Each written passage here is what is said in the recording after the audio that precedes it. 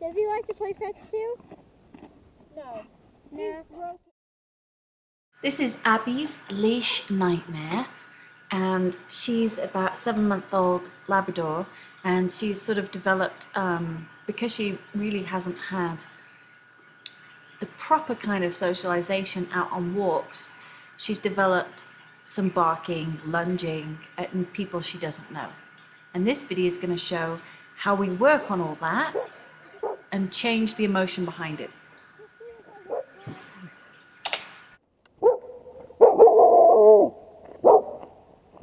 Yeah. What normal people would do, they'd walk right up. It will. It will? I'm going to show this.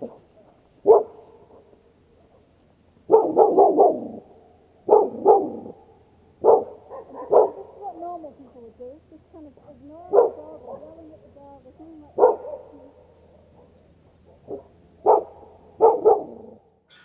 So if I were to use the techniques I'm going to be telling you about and teaching you, then I would be helping her out more. In that little clip, from the moment I started walking down the hill, I wasn't doing anything to help the dog out, but that's what the average owner looks like. Or they're pulling on her neck and saying no. Now when you do that, remember, look, if you look at her, she doesn't know what these strange people are. She's doing what dogs do, which is bark and say strange person. She's not doing anything a normal dog wouldn't do. If you start yanking around on her neck and shutting down the outward symptom, you are not changing the emotion, underlying emotion of feeling worried, scared, excited, frustrated. You don't make that go away. You're just taking the outward symptom and making it look like it's gone. It's a very dangerous thing to take a dog and put a choke chain around its neck or start yanking on its neck. That causes problems further down the line. So here you can already see, this is just a few minutes into it, a big difference in her attitude.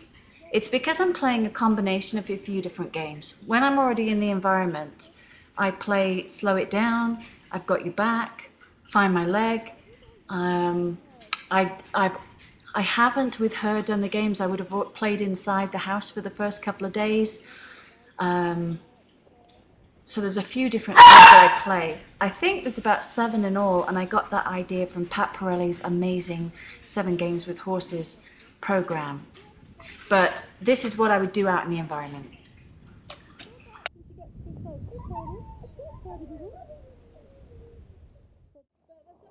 So here's me just socializing my own dog, and he wasn't barking and lunging at them in the beginning, but I am trying to post the old horrible footage, so bear with me, of him barking and lunging quite severely at any dog or person he saw in the past. Now we've done, you know, sort of several versions of this with adults and dogs, and so I know he's completely safe to work with children, because the way you get safety is to read emotional signals and use distance and time.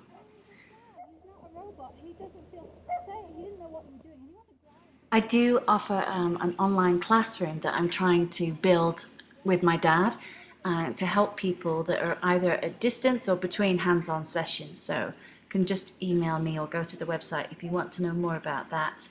It's not terribly expensive at all, but we'll coach you, you know, via Skype or in person if you're close enough. If you are serious in getting these kind of results, it's just to help people get an idea of trying to do it yourself, really, even for free.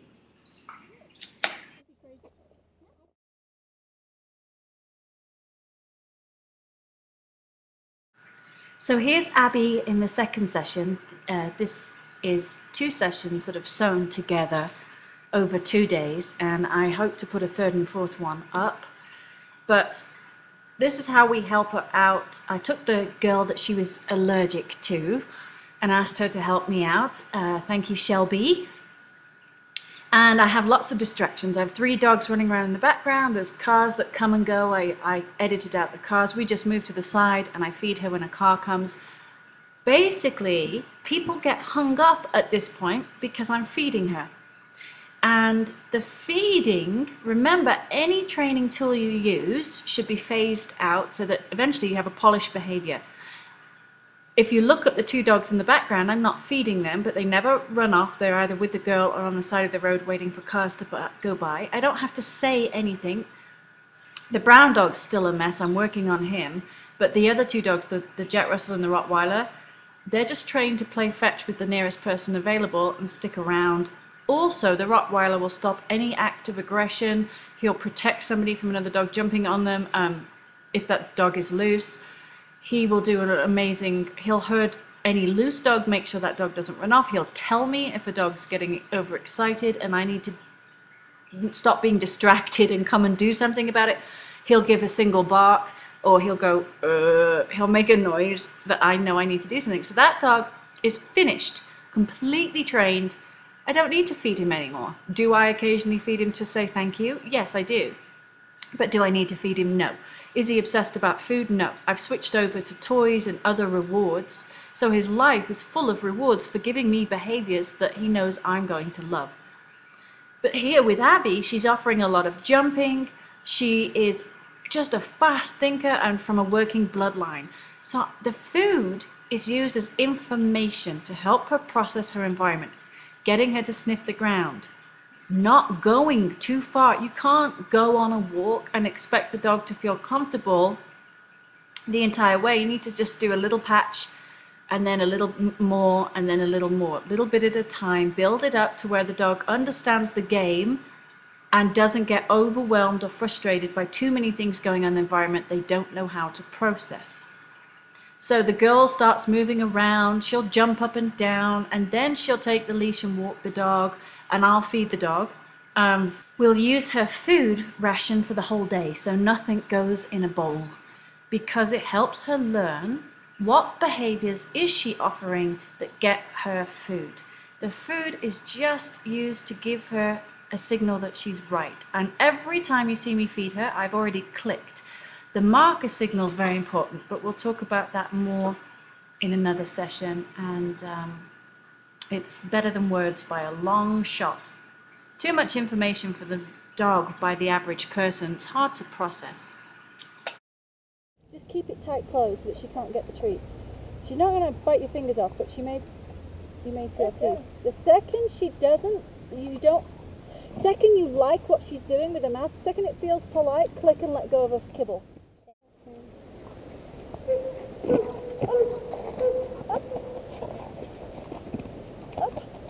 I'm just saying up doesn't work. Up. Up. But you're telling her to get up, Yep, right? I am. When I tell her to get up and she says, no, I'm not doing that, doesn't work, I'm going to click and treat her. Up. Up. Up. She didn't jump up because she said nothing's happening when I jump up. It's taking her a bit of time, but she's got an awful habit of jumping up. Up. Yeah. She's just a very excited Labrador.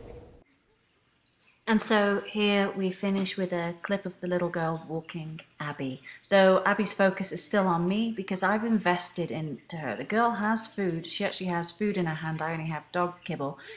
But Abby feels safe with me. But it's just a good practice.